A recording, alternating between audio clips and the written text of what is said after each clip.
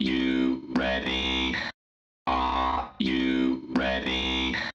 Well, welcome back to the Meta Sports League Studio Remote.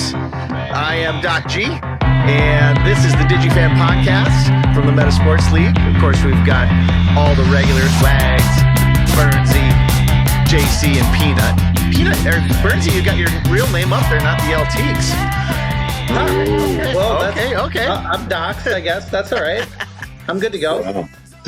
Why do I feel like I'm Bob Ryan and I'm looking at Woody with Peanut? It feels like it's that. By the way, Peanut, this is a very slimming angle for you. Oh, You think so? Yeah. You also forgot to mention that you trimmed her up a little bit there, didn't you? I did. Was that under the pressure, or was that a Christmas cut? That was A pressure cut. pressure cut. It was it was a mixture of things, but it was just time to kind of shape it back in.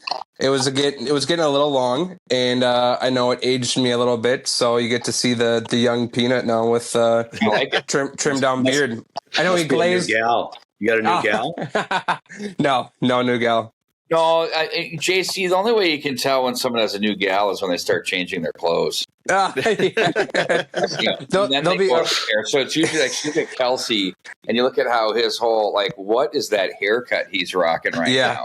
It's just it'll be noticeable. There'll be signs. I've never in my life seen that. And then all of a sudden this thing comes out, and then the clothes. It's just like, it's usually the clothes first, and then they start tightening up the hair, getting the ear hairs trimmed, all of it. Yep. well, the reason that we're here remote, folks, is we've had some sickness run through the crew here. Who's sick right now? Right here. I have John King from Pull Tab Sports to blame for this. Oh, he coughed on you or what? No, we were doing a remote broadcast from Lakeville's Hossey Arena. And that son of a bitch, he comes with the nose and the eyes were just barely open. And I'm like, why are you here? And it's just hacking left and right. It was just brutal TV. But with that said, I said, okay, I got past the 2-day window, of the incubation. And then on day 3, woke up this morning with a wine glass in my hand. Oh, boom.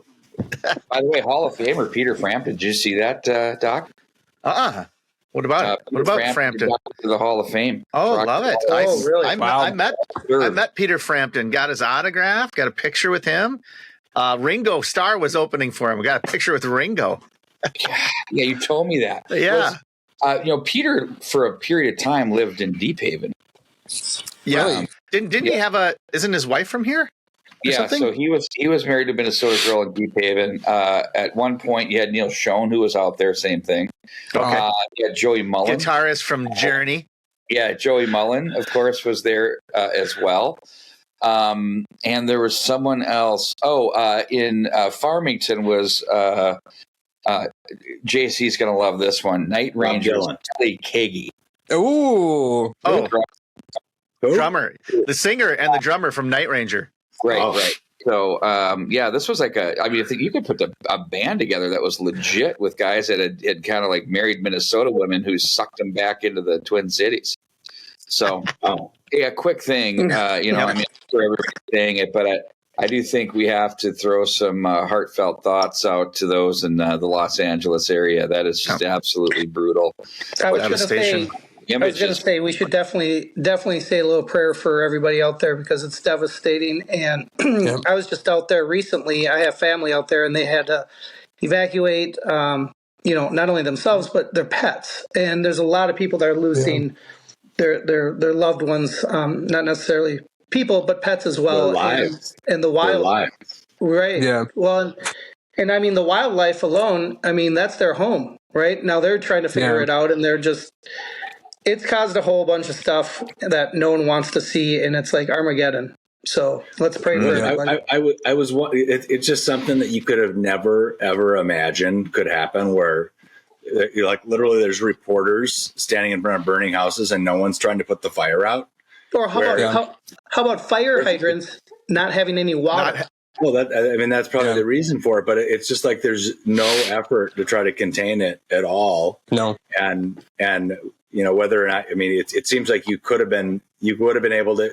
I look at like Ron DeSantis and how he gets Florida prepared for these hurricanes versus what's happening here, and it's a different deal. I was just going to throw out to the crew here, what's the difference? Because we see so many hurricanes blow through there, devastate areas, and then this, which is I don't think anyone could have ever imagined happening. It was the perfect. It's like it just seems like there's no effort. They just let it go. It's hard to say. I'll just say this. I think it's difficult to predict when something like this is going to happen, and when it does, unfortunately, it was the recipe for the biggest devastation ever because of the winds that were blowing through. You had hurricane winds going at 100 miles an hour, making that flame just go crazy, and you can't have helicopters up there. You can't have any kind of air support to help them. So, it's difficult. And when you're blowing 100-mile-an-hour winds, well, you don't want to be a fireman out there getting caught in that. So, and like the dichotomy of needing so much water to put this thing out, and yet you have an ocean across the street, and you can't use it. No. Yeah. No. Right. Yeah. Well, this edition of Political 2025. So do we even go there? Peanut, do we leave it be? Do we kick a man when he's down? Me and Burns talking long about that. Yeah. We could. If we could pull the tape, though. Yeah, I think we should. I think we should. I think there's a lot of there's a lot of good tape, especially on Twitter, on X. I know I've been connected to a lot of people. Don't necessarily know a ton of people super close out there besides some family, my aunt, my uncle, my cousins, some of my mom's high school friends. But there's been a lot of people affected by it, a lot of people. And I think the biggest thing when you look at it is you have to consider, what type of funding, goes into some of these things to, be resourceful to first responders and people who are on the front lines, saving towns and areas from, tragic events. And I think a lot could have been eliminated before it got this far. So I know there's some other things in the news too, which again is, kind of a discussion for another day. But when you take all the different variables into play, funding, if people had bad intentions, we'll leave it at that. It's just, it's sad to see everything that's been affected and displaced. People taking advantage. Too.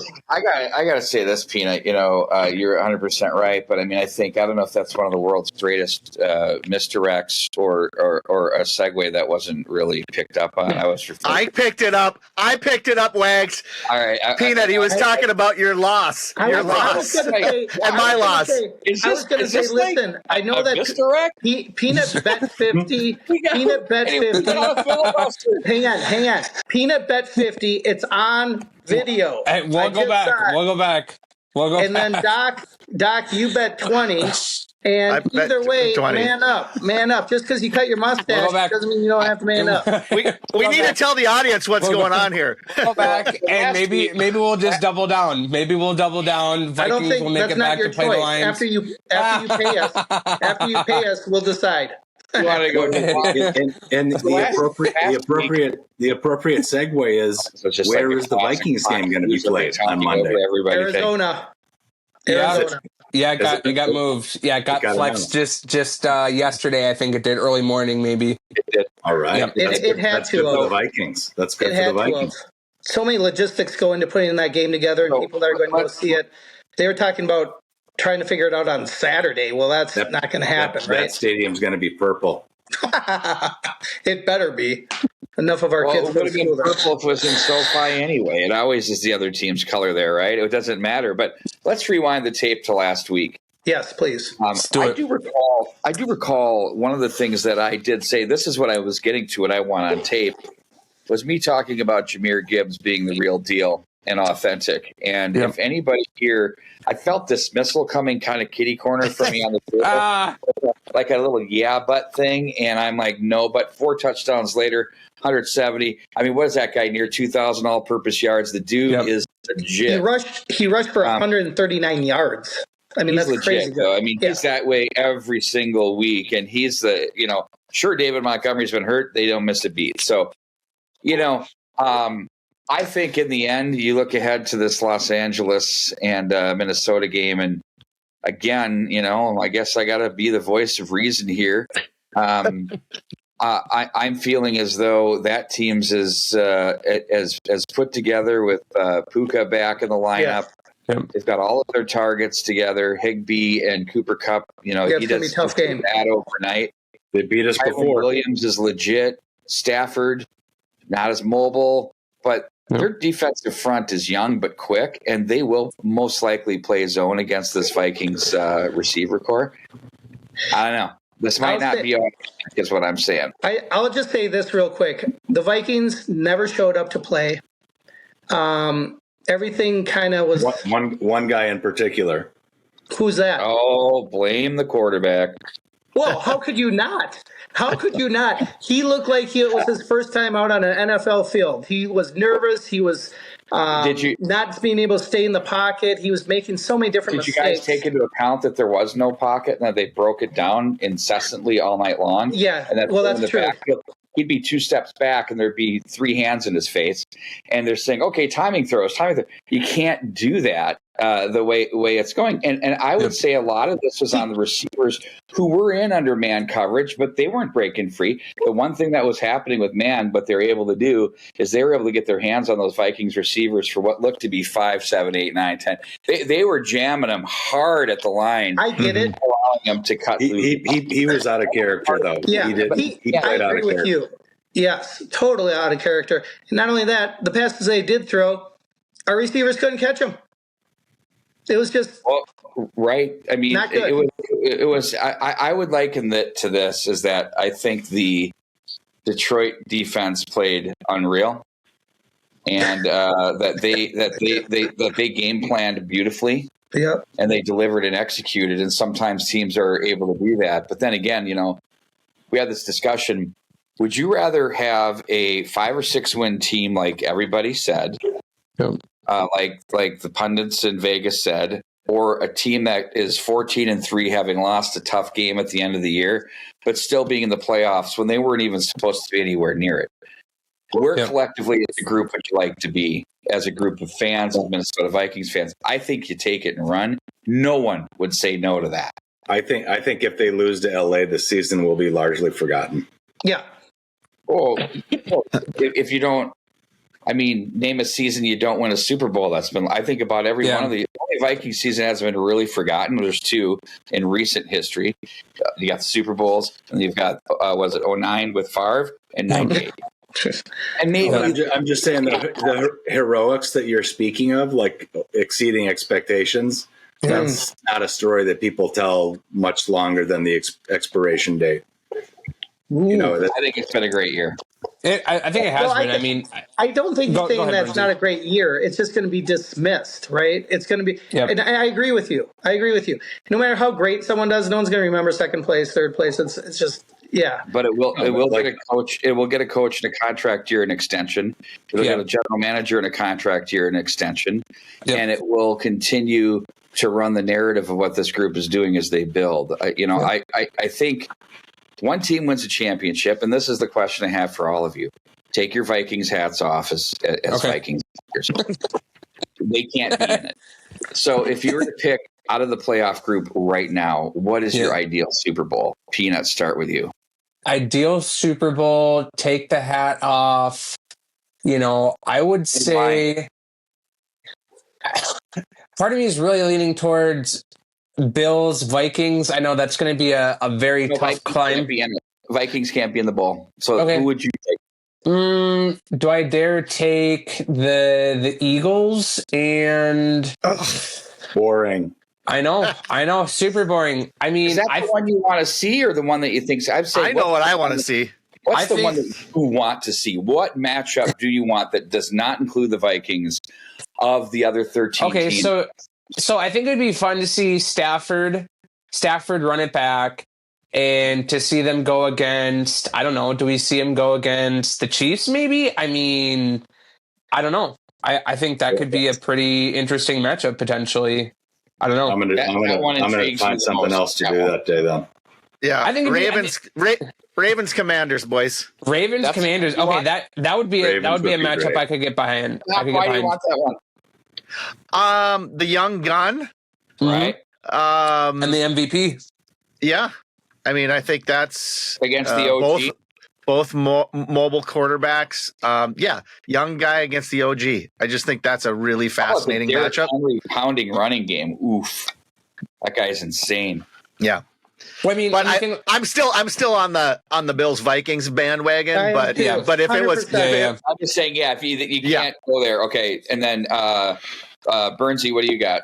I don't have any idea yet. I'm going to be boring. It's going to be Kansas City Chiefs for sure. Oh my gosh! Oh please! What? You? Are you tired of it? And Philadelphia Eagles. Okay, I can get for it. Yep. Yeah. That's two least favorite teams. Ideal matchup of the 13 teams, not including Hurts the and Vikings. Mahomes, guys. Let's go. Battle between the two. Like to see what happens. I love it. Yeah. Okay, JC, how about you? Well, I know what I don't want, and I don't want to see Kansas City back in the Super Bowl. I mean, I'm just tired of everything's cyclical. Let's get rid of them. Yeah, totally. I wouldn't mind, seeing someone like Tampa somehow slip in there if it can't be Vikings, I guess. But I definitely like the Ravens. I think he's so damn good. Their quarterback, he's just he's a show. He's explosive. He's a show. Their defense is formidable. I would go with. I just after watching Darnold perform on the big stage, my enthusiasm for this Viking season has really plummeted. Yeah, one game. Wow, you are one game. My goodness. On the big stage. My God, sounds like my dad. One game. Like wow, there's no emotion in that, or but they advertised it and promoted it like it was the NFC Championship. And I feel like he was throwing balls like Josh Freeman, if you remember that game. Oh. Yeah, but I think there was a lot of more reason to why he was throwing those balls that way.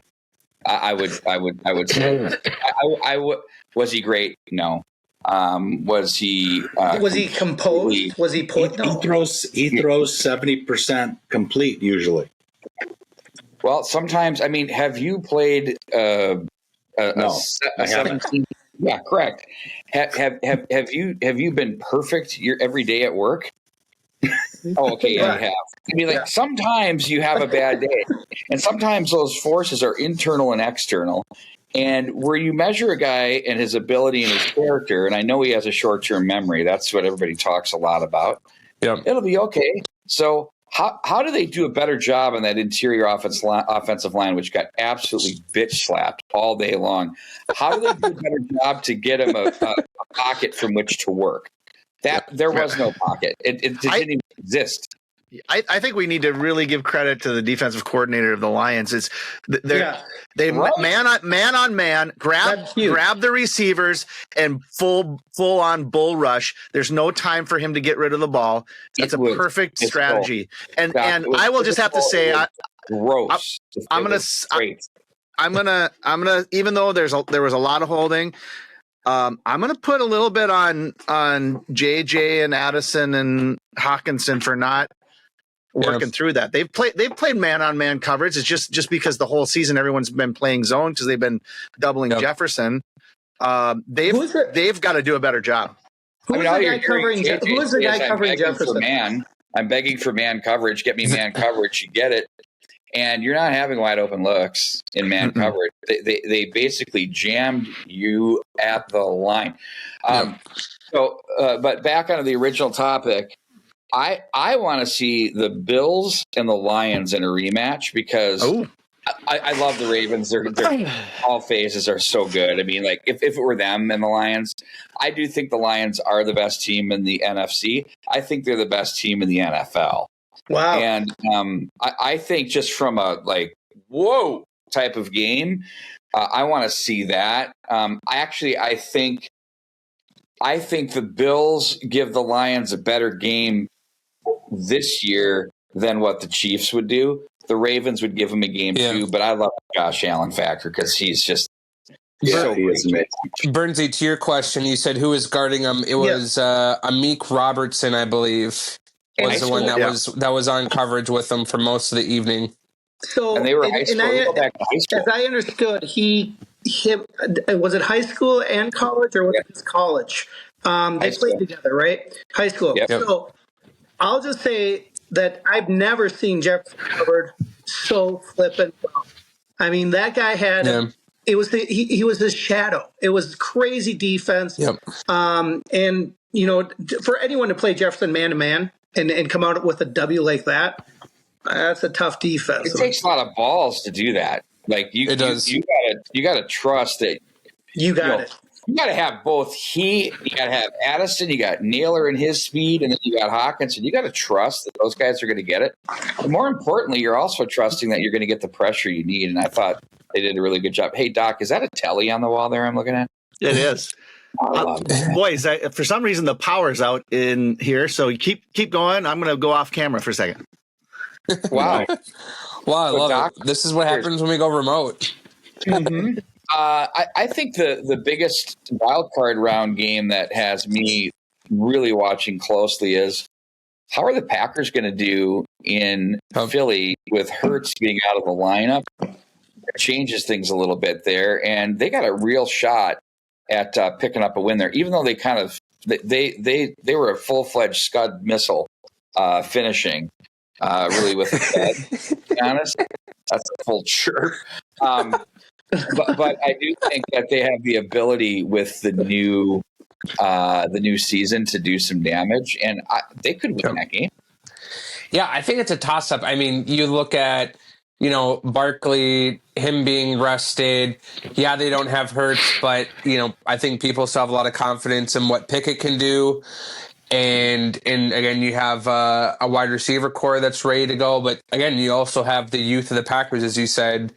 The youngest team, I believe, right now in the NFL. And, even though that, Christian Watson went down, hate to see it, a massive injury like that, especially on non-contact for any athlete.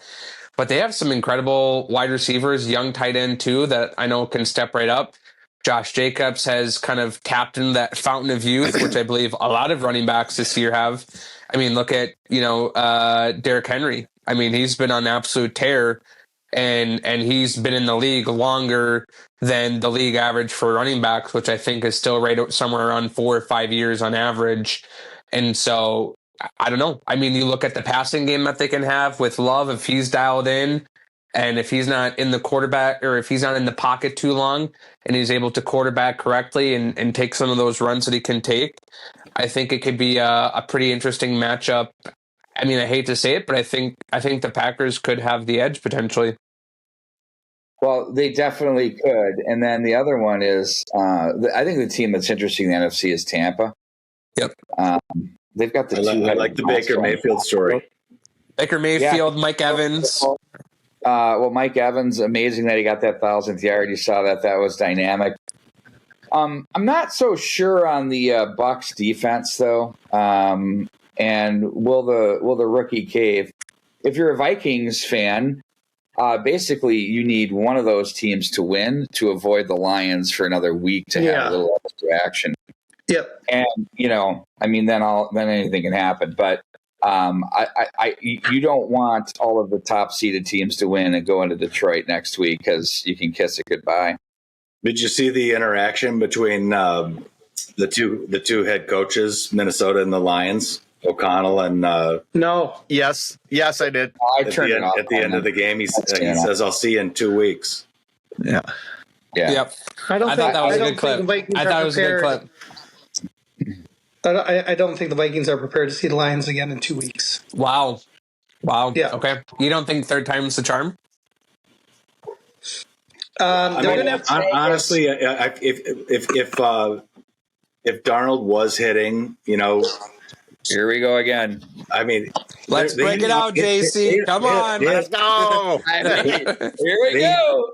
They had opportunities to win that game. They had all the really did have opportunities to win that game. I mean, what about the safety? Oh yeah. And why did we? What a bullshit call there. Why did we go for it on fourth down when we knew that we weren't Magellan?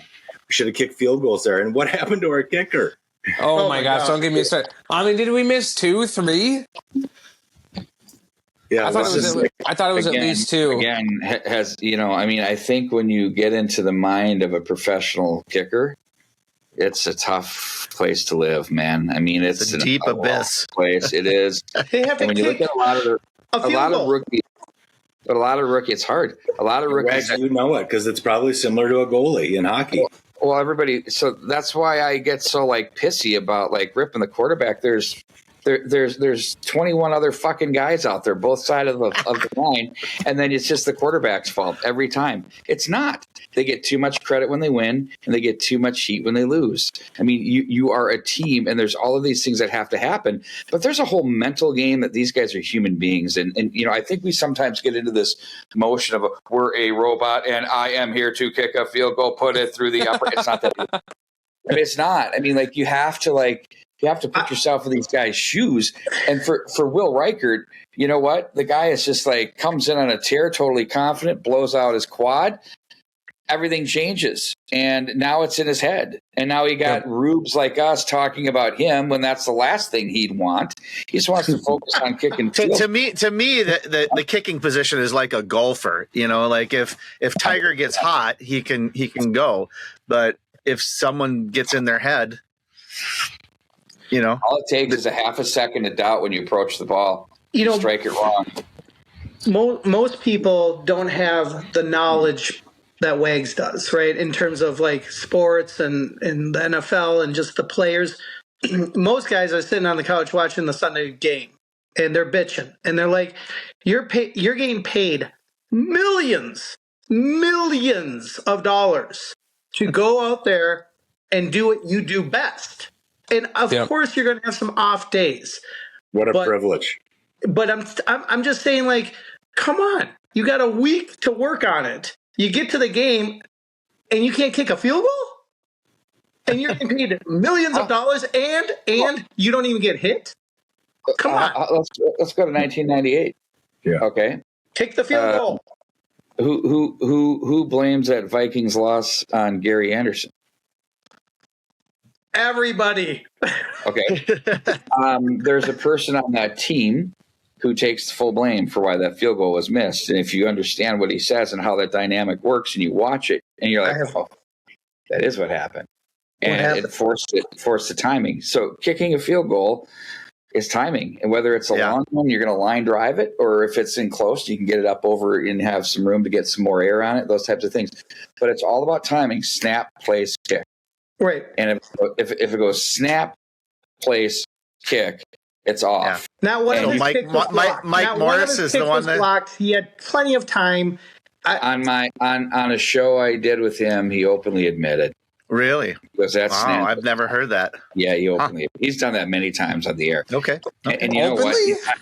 You know what? But those are the things that we don't understand or we don't see because we don't do it for a living.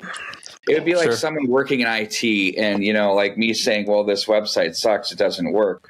Well, it does work, but the coding broke. And then I'd be like, well, code it better. Well, I mean, there's things called viruses and things that wreck things, And so I think, that's getting a little bit deep. But I get it. I mean, remember Summerall's favorite or famous line? It was almost like I'll see you tomorrow night. Right before Anderson stepped up, he goes, Anderson hasn't missed in 2 years. Oh my gosh. And real quick, going back to some of the news earlier, I don't know if you guys saw breaking news as of an hour ago, Jalen Hurts did clear concussion protocol. I don't know if we had touched on that, if I just completely missed it, but I just saw it on my phone. He will play against the Packers on Sunday, said Nick Sirianni. So that changes the conversation a little bit, I think. He's back in the lineup. Subjective. He's been rested. He's ready to go. I don't know if we want to circle around to that before the end of the pod today, but saw that breaking news and wanted to drop that. I don't think that changes anything. You don't think it changes anything? I don't changes the fact that the Packers have a shot doesn't mean they're going to win. Sure. I don't think that changes the fact that Green Bay is going to do what Green Bay is going to do, and it's a matter of who executes better there. It's probably the Eagles. I think we start the whole segment by saying Green Bay has a shot to win that game. Tough to win in Philly. The AFC that's intriguing to me is, are the Steelers going to, again, after they scudded into the end of the campaign, are they going to step up and give the Ravens a game? And do they have a reason to believe they can win? I don't know. I really thought that if Russell Wilson if this is Russell Wilson 2.0, he really should have performed better in that Kansas City game. Like I was hoping that was going to be his quarterback. Yeah. I think that's one of the interesting things real quick, and then we can move on to the next topic here today. It's been interesting seeing how a quarterback like Russell Wilson, who had, such an incredible career, had a pretty good career, I would say, with the Seahawks, seeing what he did there. He went to Denver. That was, I thought, was a big misstep. I think that kind of, at least for me, that kind of tarnished and tainted a lot of the good things that he had done in his career. But to see him come back with the Steelers, there was this controversy between him and Justin Fields, both QB1s at different points. And to see him really, take this Steelers team into a competitive, playoff push. I mean, just see what they did this season as a whole. I thought it was pretty incredible. Yeah, I mean, Tomlin. I would agree, and they're always in every game they play. But I mean, I think the Ravens are a bit enchanted myself, guys. Like I don't know. That's the one game you look at where you go, "Wow!" If there's an upset, that is a shocker. But the Broncos at the Bills, even though I'd like to see the Bills against the Lions in the Super Bowl, I mean, the way Denver's been playing to close out this season, you never know. They're a cold weather team. They're not afraid of the snow. They get it. Yep. So I hear you. I just want to say ahead, that, David. about just going back real quick, backtrack a little bit to the Green Bay Packers. They lost to Chicago, right? And Chicago, I guess, hadn't beat Packers since 2018. We own you. Yeah. And they snapped a 10-game losing streak. And right. So, do the Packers actually have a chance? My answer is no. I think anybody has a chance. I think anyone has a shot. You're in the postseason for a reason. And did you see what they did last year in the postseason? Nobody was talking about them, and boom. Aaron Jones was the best back in football for that period of time, and they were getting eerily close to making a run to get it all done. And they're a dangerous team. Like but the "we own you" was the Aaron Rodgers comment, if you remember that. Yeah. But I don't own them anymore. Finally, I think the Chargers beat the Texans. I do. Okay. Wow. Vlad McConkey's going to go off, the rookie. Mm-hmm. Watch. He could. All right, We'll watch it. We'll take note of it. But back to the quarterbacks, Wags. Wasn't it discouraging to see J.J. McCarthy on the sideline wearing? He looks like the guy hasn't lifted weights. He looked like a surf kid in California. He did look a little small. He did look a little small. He was still pretty small at Michigan. But one of the funnier posts that I saw, he almost looks like, I think people made the comparison to Anakin Skywalker. There was a great side-by-side photo of the two of them. They almost look identical. He looks like he's a scrawny high school kid. He looks like he's ready to go, though. He looks like he's ready to come back. I didn't see him, and I don't know. So I mean, I don't know. I'm not as fixated on the quarterbacks as maybe you are. Yeah, as we are. time. I do think they're the most important position in sports. You have to have a quarterback that runs the offense in the program that you want to run. Just like you have to have whoever's calling your green dots on the defensive side, they have to be just the same and in sync with what you're doing on that side of the ball. I think it's just very basic to look straight at the quarterback and say, well, they're good because he's good. Well, sure, partially. But there's a lot more to it than that. There's a lot of good quarterbacks out there. There's a lot of guys that have great games. There's a lot of guys that have okay games and have another great game and then a bad game. I mean, I think it's like if a guy's, you look at a baseball player, you go, well, God, he's 0 for 4. He's on an 0 for 7 slump. He's a human. He's got guys trying to get him out. Well, then, talk about baseball, and then you talk Alex Ovechkin hockey. That guy is a robot. He doesn't have a bad game ever. Yeah. What do we think is going to happen on Monday? Ooh. Predictions. I have no idea. Well, I know that. I mean, I think the hard part is with the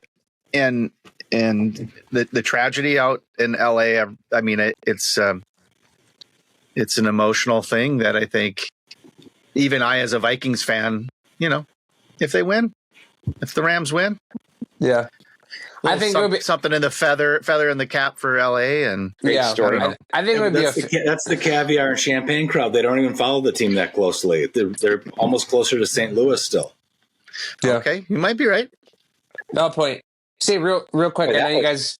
That was really cold. Just real quick. Can I see a hands up? Who thinks the Vikings are going to win? Let's get a honest. I'm a homer all the way. JC, where's your hand? No. Wow. I'm sorry, guys. I think LA is going to take. You're out again. If anyone you want to bet me, we can do that. Double or nothing. It was one of our losses this year. Yep, double up.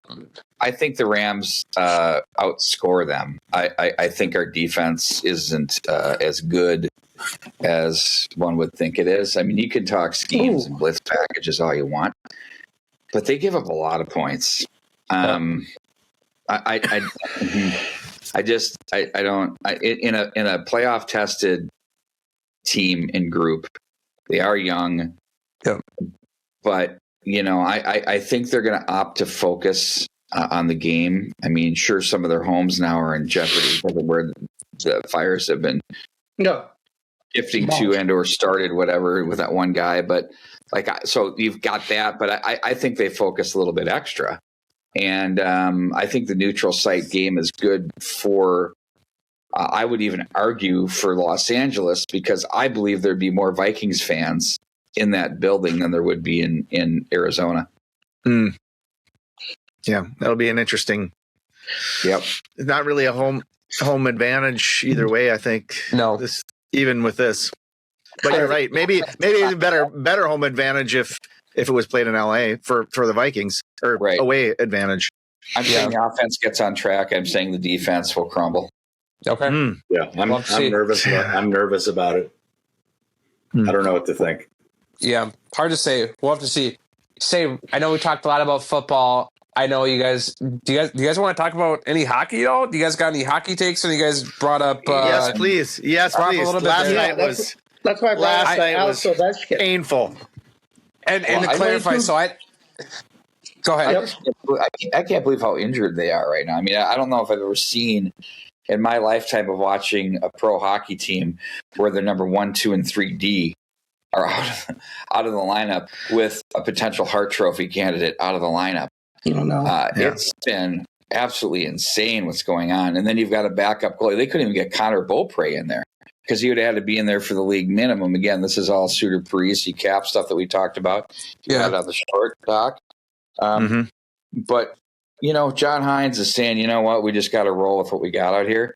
Yep. And, the Avs are like, they're depleted. They blew that game off. They knew they weren't what they were ready to see. And we'll see if some of these pieces can come back for San Jose.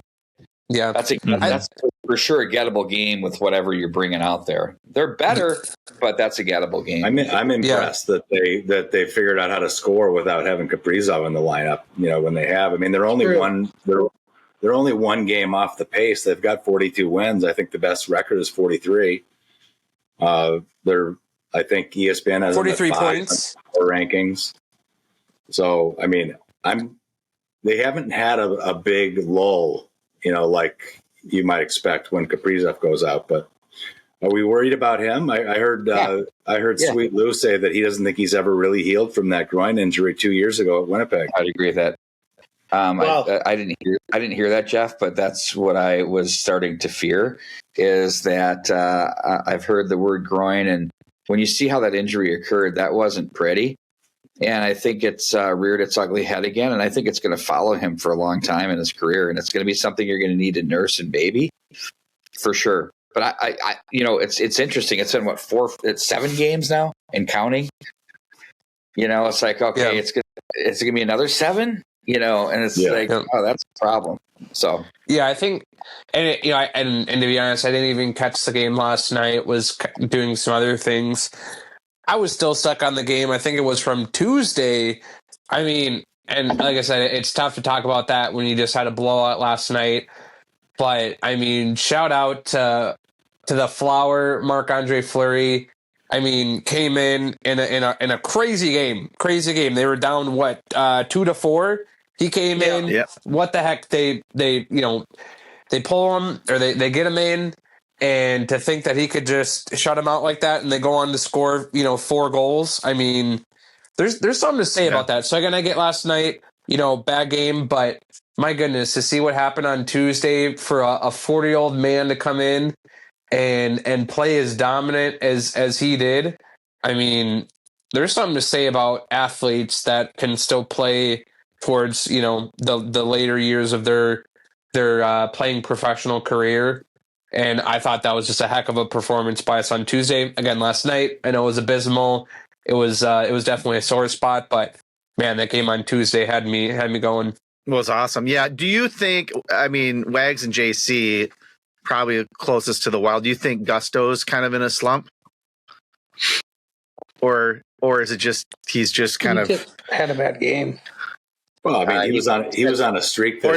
Or is it the injuries to the rest of the team? He's had a 6 spot twice. It's really hard to play at that Vezina level all year, and you're going to have moments. But and that's why you have 2 goalies, so you can get a mental rest.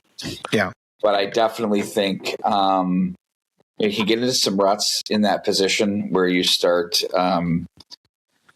overthinking, and it's such a mental. Sports are so mental, and that. I'm not saying that he's in his head, but there can be little nuances to it that occur. But I think last night, it's interesting. Like I was noticing, I was reading that the advanced data suggested that the Avalanche had 21 scoring chances and Minnesota had 16.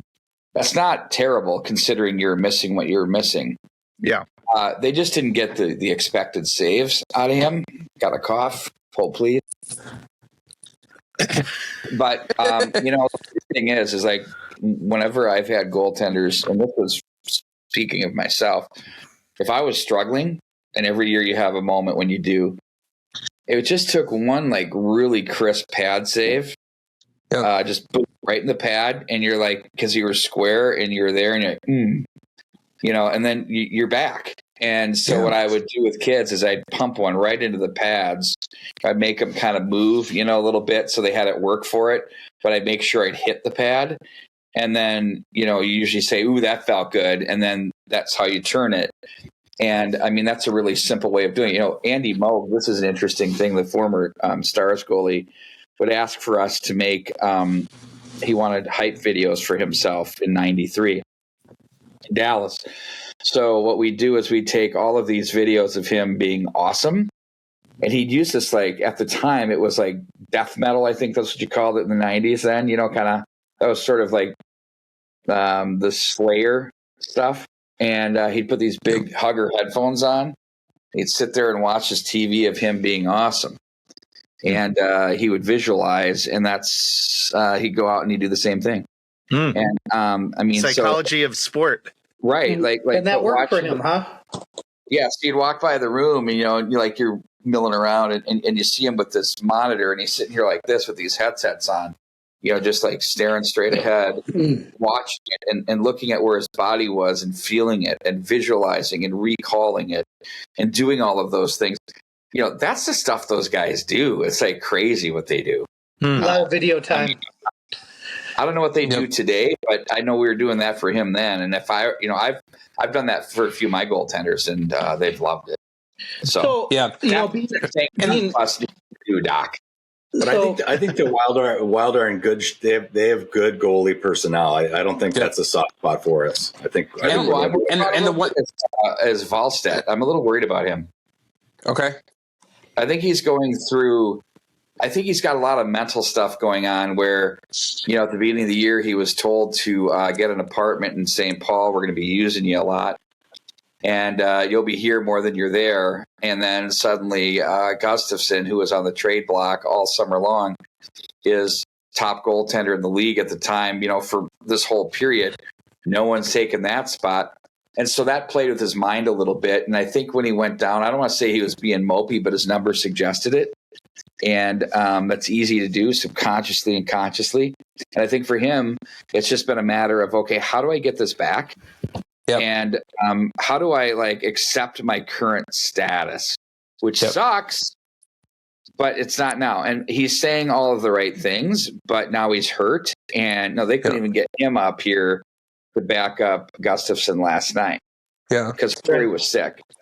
Sure. Yeah, and I think the one thing real quick too, I saw the stat line, and I'll come back next week and I'll have some more info on it. But I know Gustafsson, especially, he is a high volume shot. It seems like aficionado. The more shots that he sees, the better he gets. And I don't know, I believe the benchmark was, I thought it was 32 shots. It was anywhere from 32 to 39. I know it's a little bit of a wide range, but I know that the more shots that he sees, historically or stat wise, he is very, very impressive. He's won an overwhelming majority of those games where he sees more shots. And I think they only had 27 shots on goal last night. So again, when you look at some of those metrics and the volume, the reps that you get in, I know that that's been a big key for him. So when he doesn't see a lot of enough shots, which again is, you might think is kind of counterintuitive. You don't want a lot of shots on goal, but I know that was something that I thought was pretty interesting as I was hearing that on Tuesday night's broadcast. I'll just say this as a hockey coach in the youth, when we had goalie problems, it's always like the goalie, first goal, not a big deal, right? You shake that off. And then it's like the second goal, if it happens within that first period, the confidence of that goalie goes from hero to zero in like a millisecond. And then it's all in your head, like you've been talking about. So if we're blessed to have two goalies, I've always kind of had the same rule of thumb is, hey, any two goals in one period, we're switching goalies. Now, I don't always, carousel. Yeah, and the thing is I don't always implement it because it's the fear of loss, right? It's like, well, I don't want to get more than two goals in a scored in two goals in a period, and that does help the goalies a lot. And if it's 3 goals and the goalie's doing bad in the first period, I'm for sure pulling the goalie. I'm not going to wait till 4 and 5 go by. It just doesn't make sense. If you have another goalie, he plays to win. Do you allow the goalie parents? Can you pull the defenseman and the forwards too? I'm going for the W. I will say this. I'll say this. I've had many parents line up outside the locker room to have a chat with me after the game, and all I have to say is this: hey, there's a 24-hour rule. Talk to me then. Well, Bernstein, how do you feel about the parent sitting behind the net during the games? I absolutely love it. I think it's one of the best. No, I can see Wags just got a shiver. Why?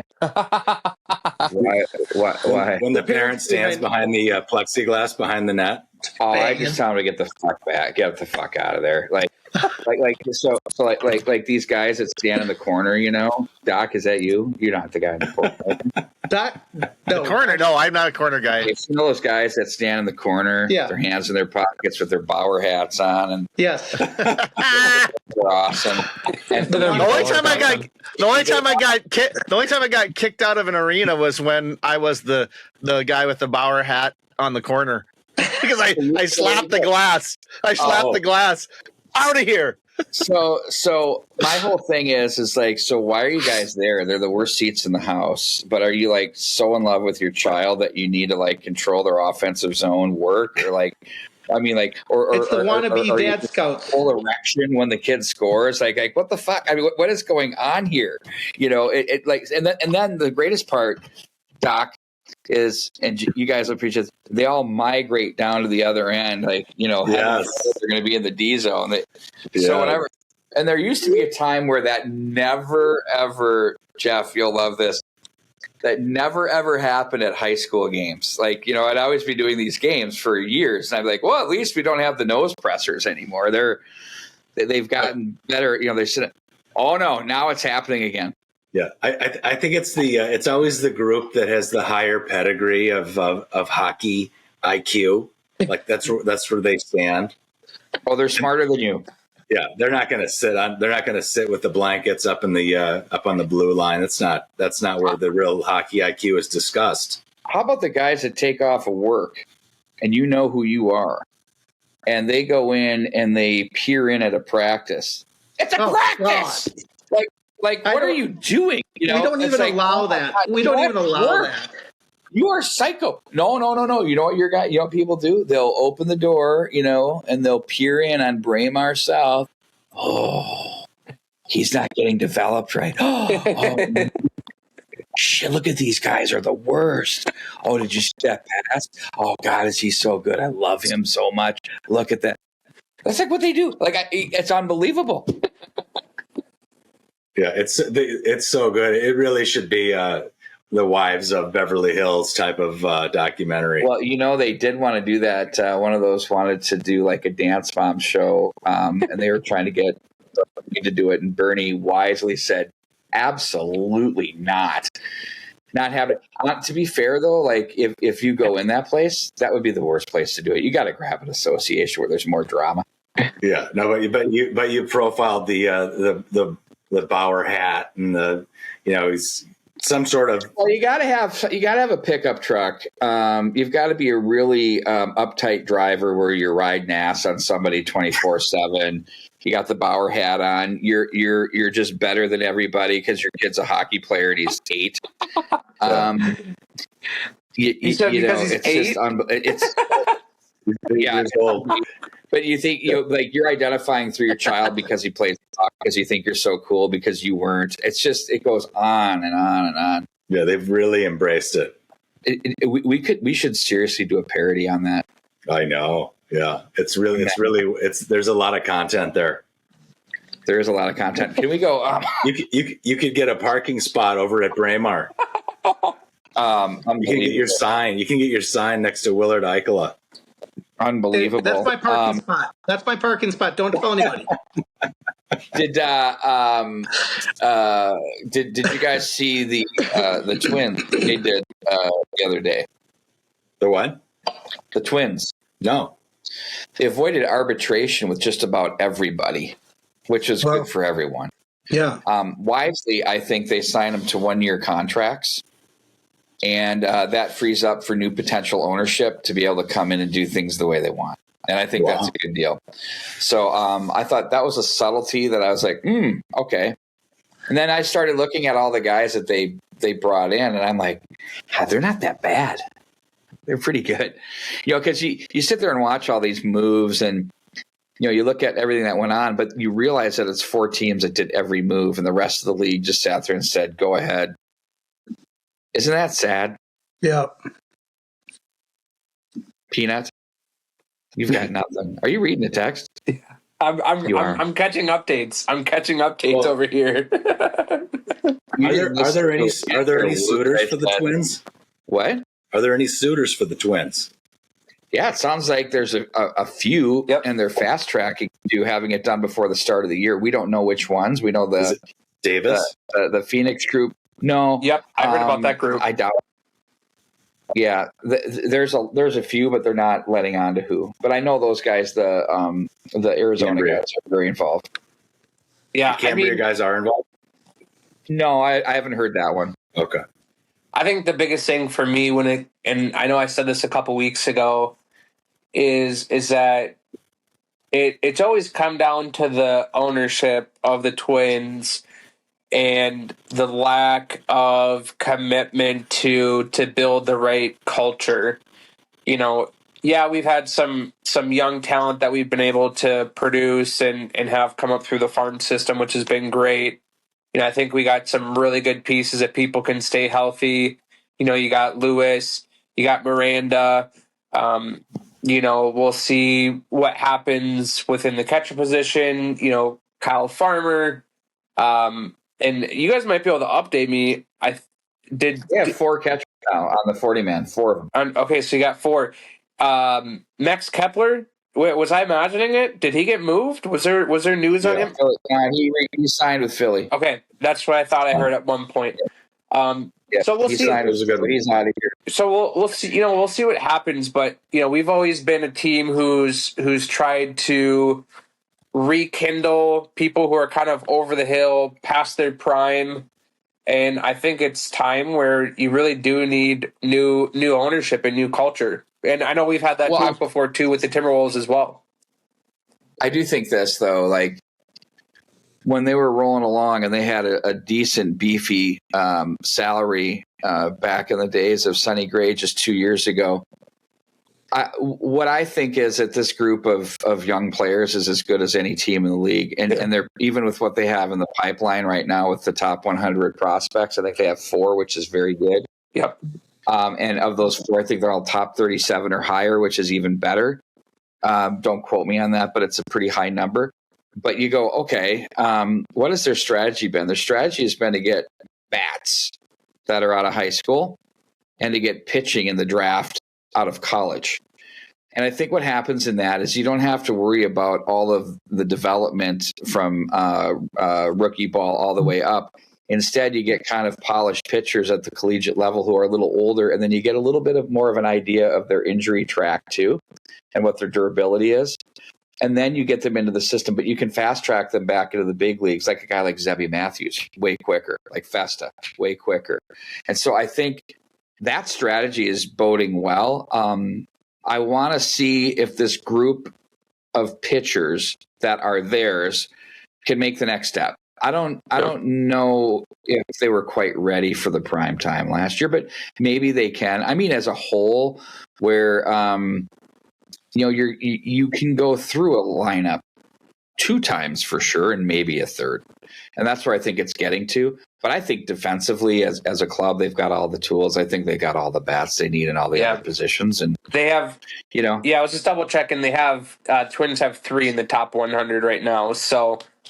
Okay. Yep, we got. I know Jenkins was one of them, and then I was also looking to here at the list. Emmanuel Rodriguez was another one, and then the last one rounding out was Luke. Is it Keschel? Luke K. Infield and a little bit of outfield too. So, yeah, corner guy. Yep. So yeah, I mean. We'll see what happens. I think, with the Twins, you can call off the dogs as far as being super intense on that situation until we know what happens. Yep. But they do have, look, if Buxton can stay healthy, if Correa's foot is okay, if these guys can stay and Royce Lewis can stay in the lineup, that team could make the playoffs again. Yeah. I mean, like you said, it's all about staying healthy. I mean, I've always been a believer that it's really about post All-Star break. What does the second half look like? I mean, we've seen teams who are 500 or even sub 500 going into the break, and they rekindle, they capture lightning in a bottle, and they go on to have historic halves, where they win, every 3 out of 4 games, or, every 3 out of 5.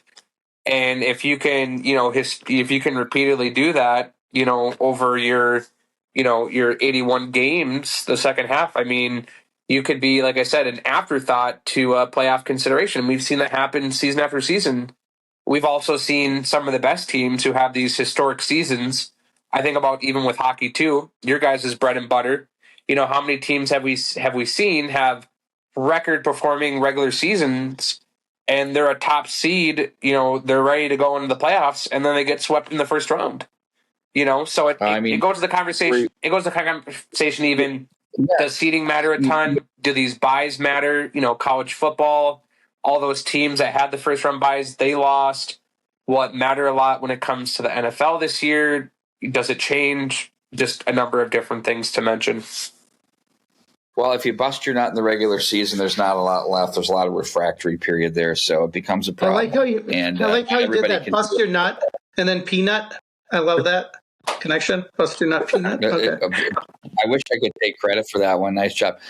Guys, that's going to do it here. The Wolves are a great example of that now at 20-17, and look out. They're just kind of like hanging, and we'll see what happens there.